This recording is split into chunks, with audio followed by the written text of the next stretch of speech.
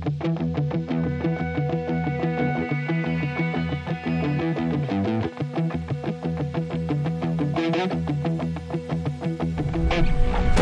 ng gabi, mga silingan. Parasaw ng gabi sa mga taga-barangay Luna na ako mga kabaranggayon.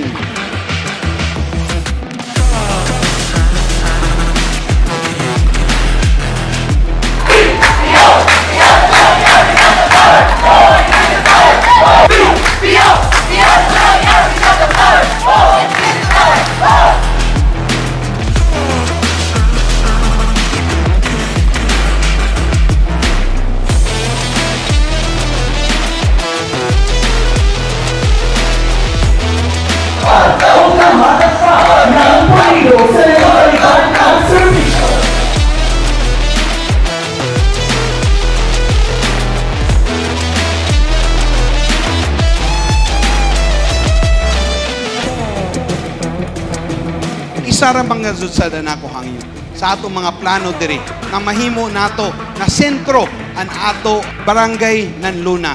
Nagsugod na, nakita niyo. Sao na ang health center, sao na ang bagsakan center, sao na nato motor pool, sao na sa diri ang sunod nato ng mga opisina ng mga national line agencies, sao na ang mga karsada na taghimo na kuman para sigurado gazud na mahimong sentro ang ato barangay. Isara gazud saon ang panginahanglanon. Mag-iban sanan magtinabangay kita tanan.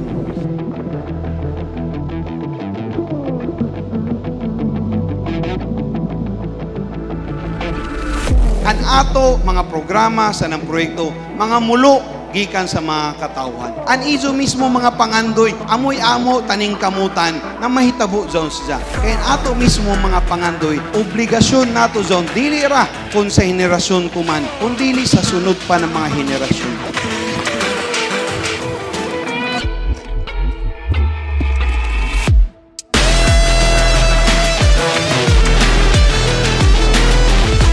Nakita naman nato sa una na administrasyon, nag-20-0 kita, hamay mas Marazaw.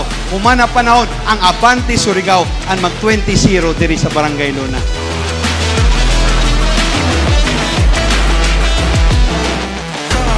Dako Karazaw ang izo na himong suporta para mahimong mayor si Mayor Paul Dumlao.